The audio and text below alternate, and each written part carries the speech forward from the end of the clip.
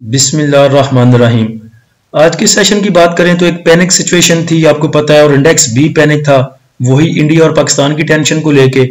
आपको एक दो चीजें समझानी है, लेकिन उससे पहले जरा इंडेक्स के लेवल देख लें। आज सुबह जो इंडेक्स की ओपनिंग थी वो नेगेटिव ओपनिंग थी 806 पॉइंट के साथ, और यही इंडेक्स का हाई लेवल भी था 1,14,066 का।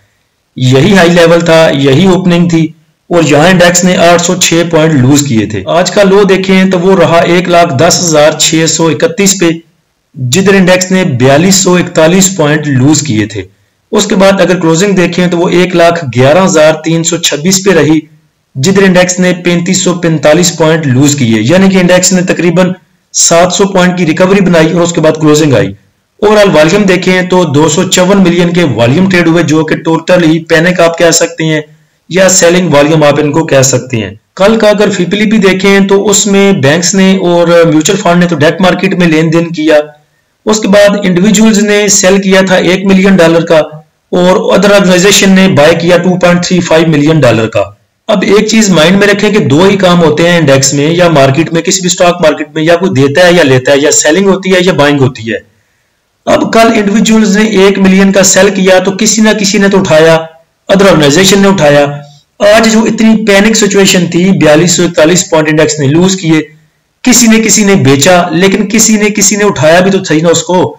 अगर एक बंदा सेल करता है तो दूसरा बाय करता है, तो आज अगर सेलर थे मार्केट में तो कोई ना कोई बायर भी तो था जिसने यहां पे इतनी पैनिक सिचुएशन में भी बाय किया। तो अगर कोई बंदा इधर इस मकाम पे भी रिस्क ले सकता है तो आप क्यों नहीं ले सकते। ये मैसेज मैंने आज दिन टाइम में किया था, अपने प्रीमियम ग्रुप में भी किया था, फ्री ग्रुप में भी किया था। अब देखें, मिडिल क्लास को डराया जाता है, ये आम साइकी है। मेरी और डॉक्टर साहब की इसमें बात हो रही थी। जितनी भी इंश्योरेंस कंपनी है वो क्या करती हैं कि जो मिडिल क्लास है उसको डराती हैं कि देखें जी आप मर जाएंगे, आपकी बीवी का क्या होगा, भाभी क्या करेगी, भाभी आपके भाइयों के सामने हाथ फैलाएगी, आपके बच्चे रुल जाएंगे। तो इससे अच्छा है कि आप इंश्योरेंस पॉलिसी लें, ताकि आप जिंदगी मौत का तो पता कोई नहीं। उसके बाद फिर कुरान की एक आयत भी पढ़ी जाती है जिसमें बताया जाता है कि मौत का पता कोई नहीं, हर इंसान को मौत का जायका चखना है। उसके बाद पॉलिसी बेची जाती है। मिडिल क्लास बंदा डरता है, डर के कोई भी चीज खरीदता है या बेचता है।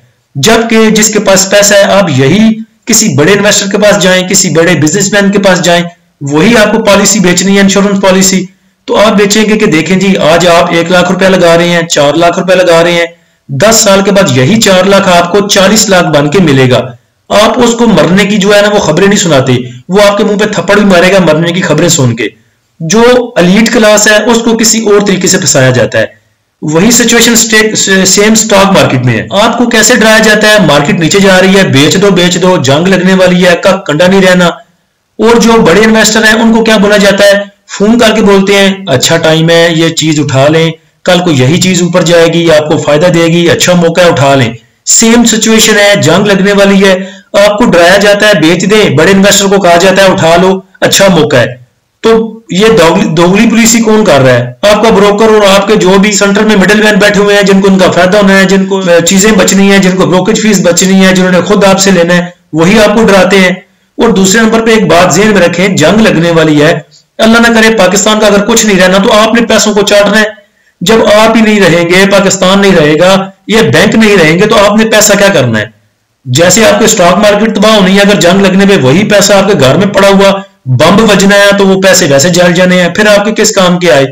तो दोनों सूरतों में अगर जंग लगती है तब भी, अगर नहीं लगती तब भी, मेरे ख्याल से तो होल्डिंग बेहतर है। ऐसे हिसाब से टॉप एक्टिव स्टॉक में देखें तो सिनर्जी में सबसे ज्यादा वॉल्यूम आज ट्रेड हुए 46 मिलियन के। उसके बाद WTL, bank of Punjab, KEL, MLCF, power, SSGC, SNGP, FCCL, प्रीमा।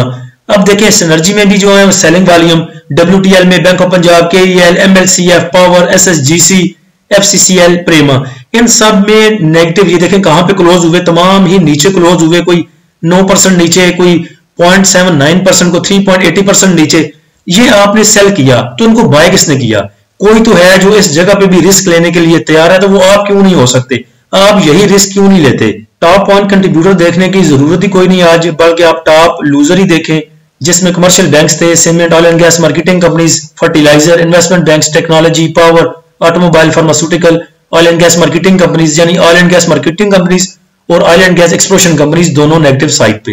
Top point contributor में देखें तो AKBL कल भी ऊपर था, आज फिर ऊपर रहा। उसके बाद पैकेजन पावर नेगेटिव साइड पे देखें तो लक रहा सबसे आगे और 308 पॉइंट उसने लूज किए। उसके बाद Engro, UBL, PPL, FFC, हपको, OGDC, MCB, मारी, ईफर्ट, फीपीलीपी अभी तक आया कोई नहीं। जब आएगा तो इंशाल्लाह मैं प्रीमियम ग्रुप में और फ्री ग्रुप दोनों में शेयर करूंगा। उसके बाद रिक्वेस्ट आपसे एक ही है कि पैनिक ना हो, अपनी चीजें अपना माल अपने पास रखें। पैनिक हो के किसी की बातें सुन के औने पौने दामों इसको सेल ना करें। अल्लाह हम सबका हामी नासिर हो।